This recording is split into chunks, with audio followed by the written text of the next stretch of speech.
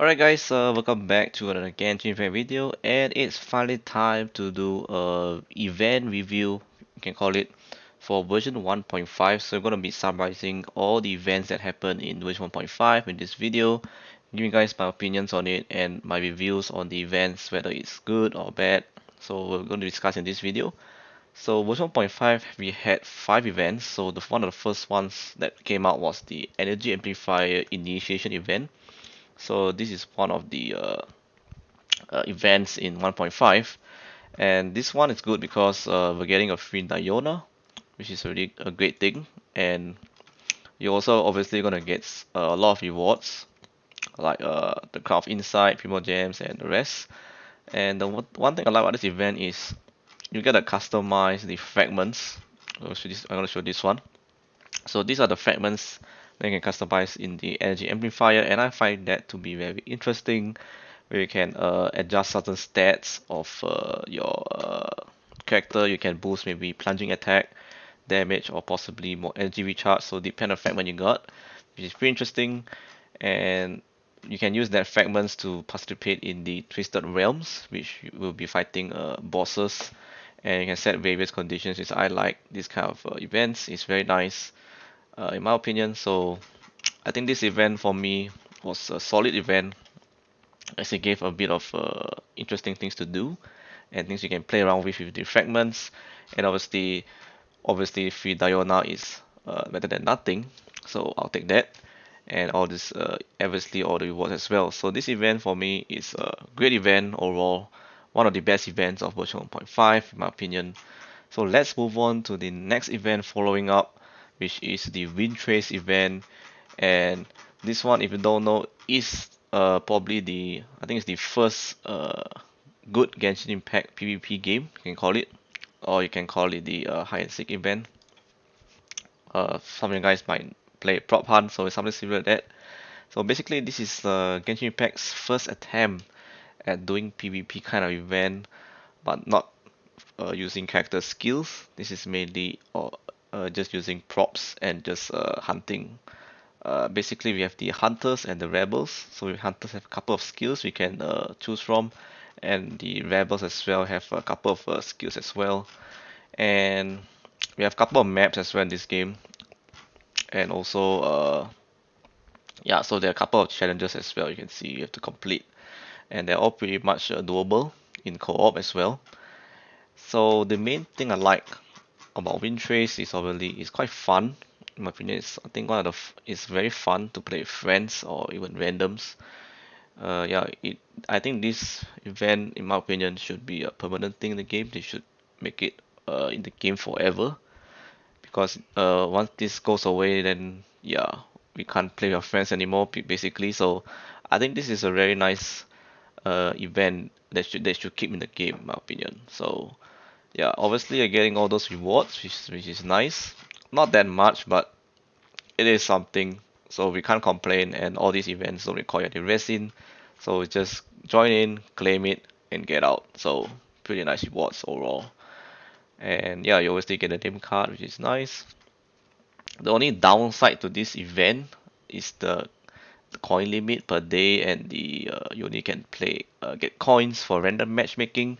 So that's the only downside. Other than that, everything on this event is fantastic. I can say this event is the best event overall for Voice 1.5. I can say this is the best one. It's even better than this one. So I can say that this is the best for me, and yeah, I think I would love this event to return definitely in maybe future versions. So we'll see about that. Right, so the next third event was the Battlefront Misty Dungeon, and this one I was a bit skeptical at first when I see mostly the trial characters, they only give you the certain trial characters you can play with. However, when the moment I played it and I tried the trials, so I think there are about 2 trials you can do per day. Yeah, 2 trials per day, and these are the trial characters. They only give you about 12.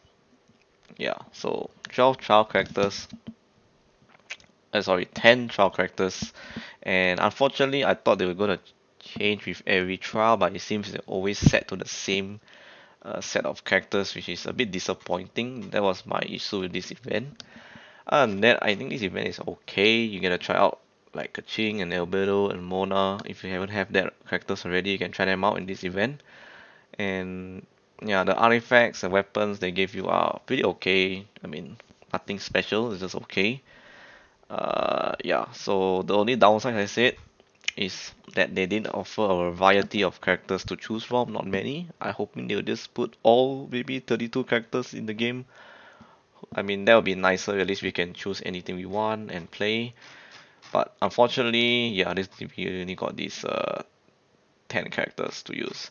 But overall, the trials are pretty easy and doable. Should be able to complete all of it, no issue. And yeah, and if you're playing on mobile as well, shouldn't be issue to complete it within a time limit. So it's pretty doable and to get all the rewards, no issues there.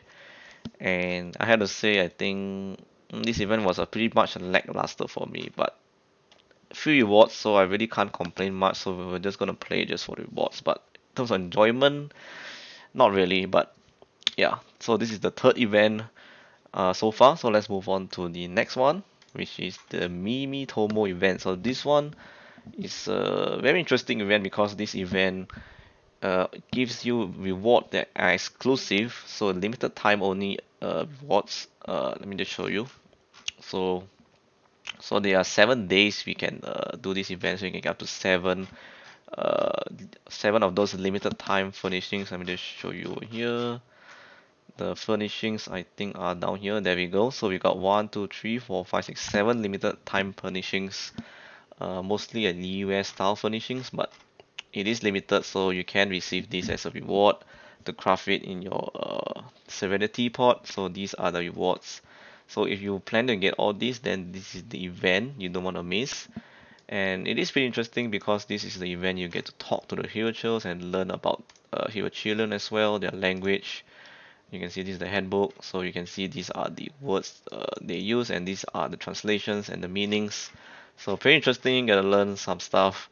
But to me, I wasn't really that interested, but I'm just there for the free furnishing, so I'll just play all 7 days. And yeah, so you basically need to just do a certain amount of quests and tasks per day. You can give you a location, and you have to talk to the hero that is willing to talk to you, and then get the task done basically. And then after that, you just kill the unusual hero, and then you can claim your rewards. So it's pretty simple and not very difficult. So just need to refer to the handbook, and I think you should be able to get the task done without any issues. So this event, in my opinion, is okay. I mean, you're getting free stuff, so can't really complain too much. And obviously, you're getting Primo Gems and also some money and books, which is very welcoming. And I think this Mimo Tomo event, it's a pretty quick one. You can just basically do 1 day in like few minutes. So it's very fast. You can done it. So no issues there. And yeah, pretty okay event, I gotta say, for this one. Not too bad, but yeah, at least it's something free we get. Alright, let's move on to the last one. So this is the Overflowing Mastery. So this one looks familiar as it's something similar to the Leyline double EXP event that we had for version 1.3, I believe. So that one we had double the Mora. So for this case, we're getting double the talent books. So it's basically cutting the cost of the condensed resin in half. So we're only paying 20 resin for double the rewards, which is nice. And obviously, yeah, so basically you can farm talent books during these events, which is very good to farm more talent books. And I think you should play every single day and use that 60 resin on the talent domain so you can get the double rewards.